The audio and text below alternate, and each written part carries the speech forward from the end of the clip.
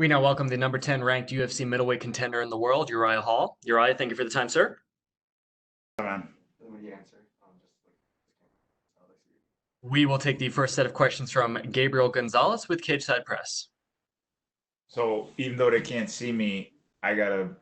No, they can see you from this. Hello, can you hear me? Yeah. Well, Uriah, first off, I imagine it's not easy. The guy who's out to spoil the last night of Anderson Silva. Can you just talk about separating all that and just being able to go out there and do your job to win the fight? What? Say it again. What? How do you separate all of the talk of, spoiling the last night of Anderson and just go out there and do your job to win? By not listening to the media. You've had a bunch of fights scrapped amidst the pandemic. Can you describe the relief to finally be about to go back out there? I didn't mind the pandemic too much. I went into isolation, hang out at my gym, didn't hang out with a lot of people. I think it was a blessing in disguise. Can you just talk about a little bit, just making the readjustment? You were so close to getting the fight with Romero. You were on the last, pretty much the last stretch to fight Jacare in May. Just having to start another camp each time. This is so fucking weird, man. What the fuck? I can't do this. Can I look at the screen or something? Or who the fuck am I talking to?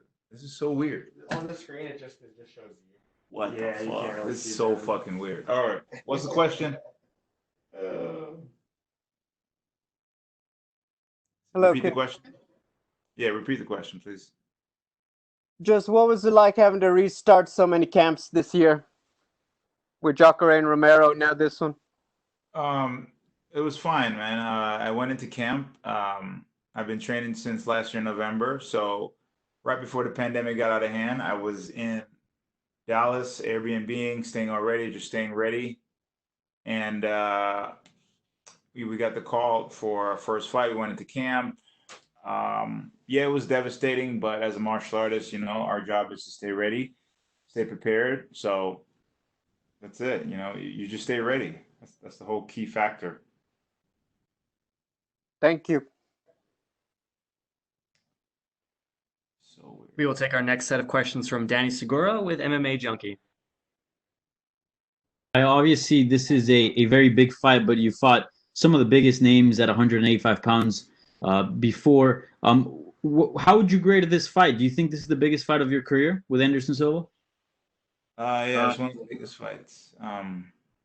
Anderson Silva is a legend, so I'm just excited to go out there and go up against the guy that I watched growing up.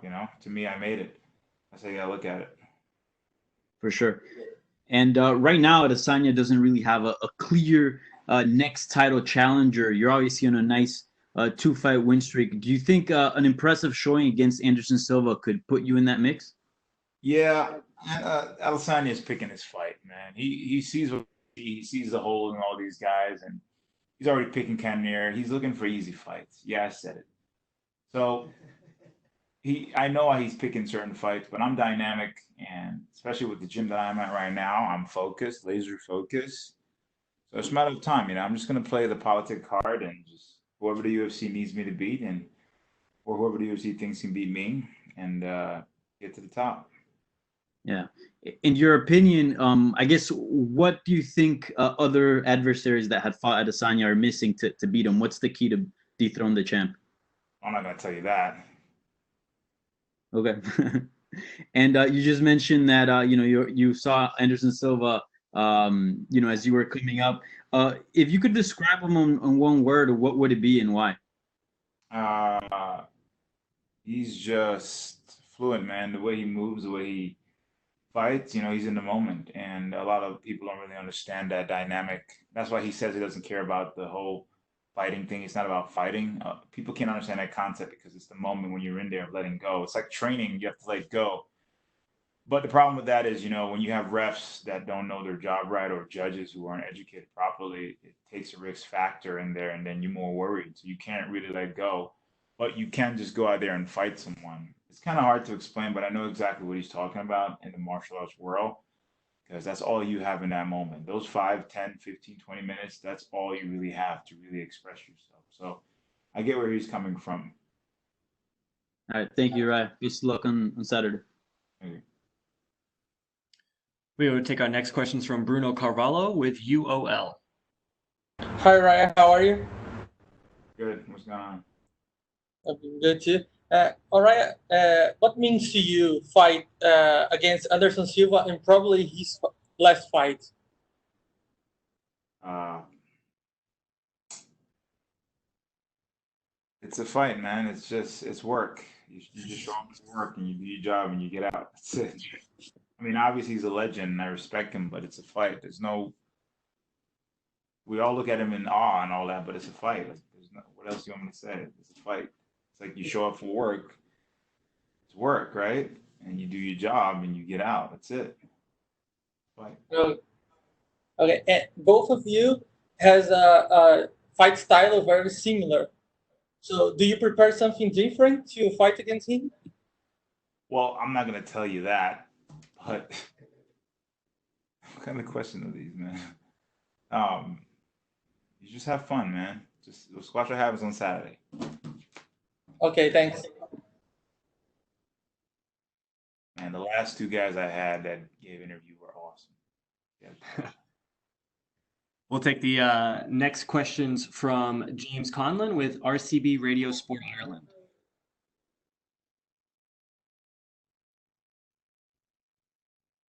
James, please go ahead.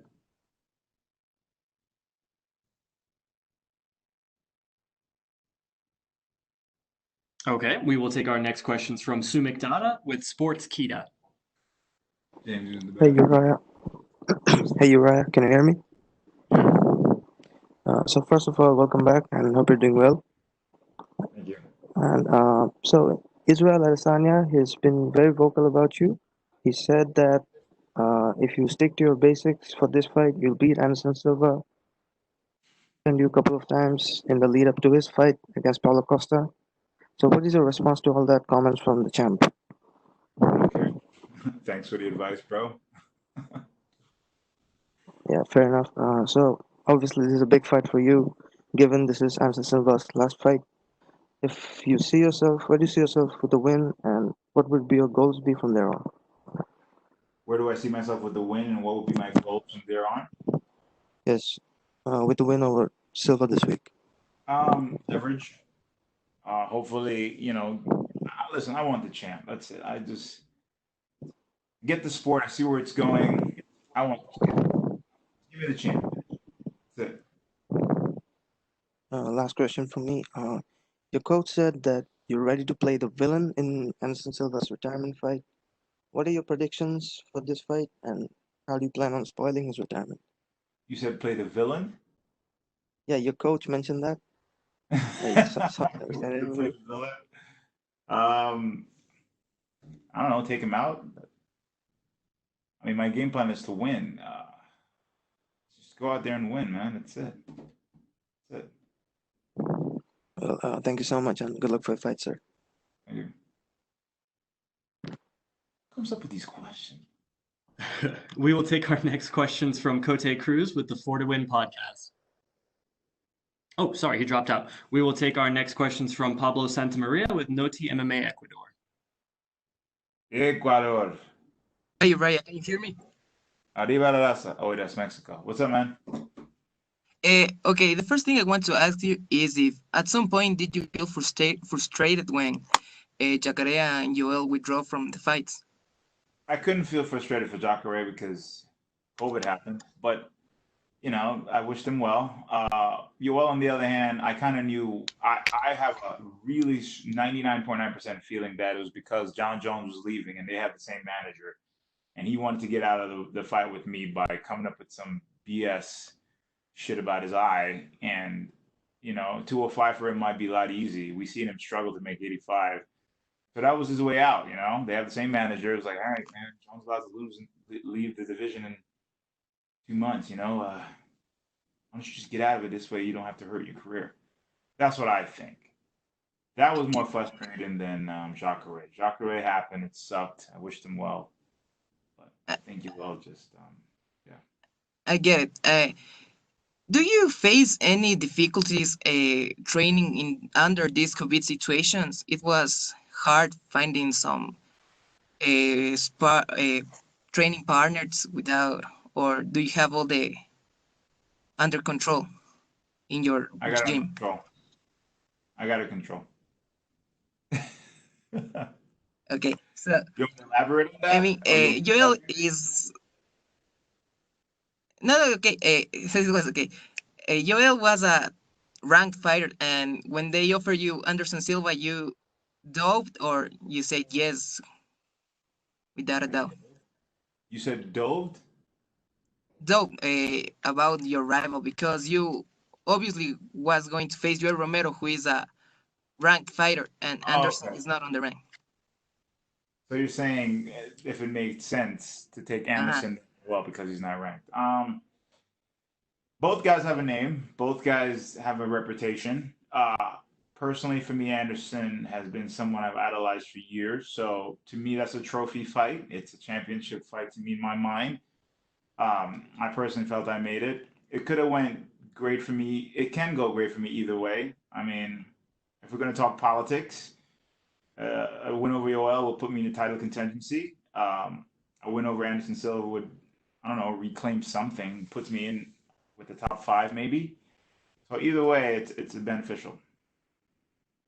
Okay, I get it. Thank you very much, Uriah, and good luck on your fight. Thank you. And we will take our last set of questions from Ezekiel Berganzi with Somos MMA. Hey Uriah, how are you? Hey, what's up, man? A lot of Spanish and Brazilians. How do you feel knowing that this fight could put you on the UFC spotlight if you got a very outstanding finish against Anderson Silva, who is probably in his last fight on his career or in the UFC? How would I feel if a win over Anderson would put me on the spotlight with the UFC? Yes, if you got an outstanding finish against Anderson Silva, do you think that the UFC could put you on a spotlight in the middleweight division? That's a funny question. Um, well, listen, I'm not going to sit here and say the UFC plays favoritism. The way the UFC works, if you do a good job, if you go out there and you talk some shit, if you beat motherfuckers' ass fashionably, you're somebody. I'm not gonna leave it up to the UFC to do that. You know, I'm gonna go out there and do what I'm supposed to do, and whatever happens, happens. I know my goals. I know what I'm gonna do.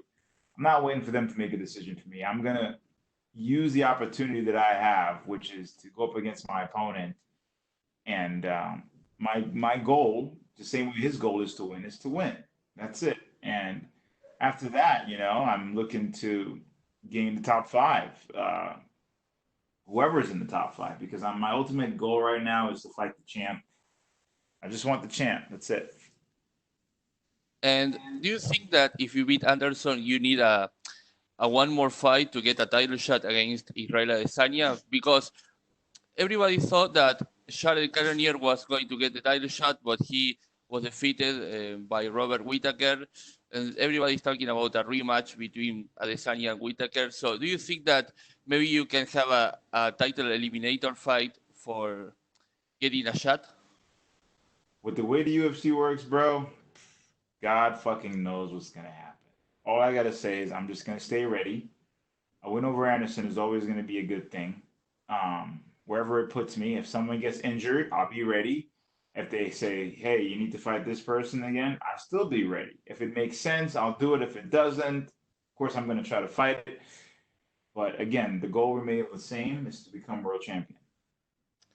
And do you think that in MMA, entertainment is way more important than sports? And what do you think about that? Ooh. I think that entertainment draws a big audience. There's a good and bad with it. It's good because it sells the fight. You go back in time and you look at a guy like Muhammad Ali, of how he sells the fight, how he's trash talking, all that stuff. You want to see him. He's entertaining. He's funny. and then he goes out there and performs his skill set, whether it's Conor McGregor or what's that Colby dude. And yeah, it brings other people in. It brings fans, like, actors, or broaden the horizon of it. The thing I don't like with that is just it misconstrues a lot of things, where a lot of people don't understand the dynamics of certain fighters, where it becomes picky and choosy. It's like saying the prelims. No one fucking watches the prelims. It's like, who watches the prelims unless you know somebody on the prelims? So it generates favoritism. So there's a balance with it. The entertainment is good, but the problem that I have with the media and entertainment system is that, no one cares anymore. It's just, let's just get the story out. We don't care who it hurts. It's almost like if somebody from my team or me get tested positive for COVID, it's like, boom, let's just fucking just, it's like no one gives a fuck anymore. And that's why I have a hard time with the media. I personally, genuinely hate, and hate is a powerful word, media. So I'm picky and choosy with that. But hey, I can't control it. I'm just going to do my job the best that I can. But yeah, that's it. Thank you and good luck on Saturday. Stay black. Thank you so much, Uriah. That is all the time we have for you, sir. Thank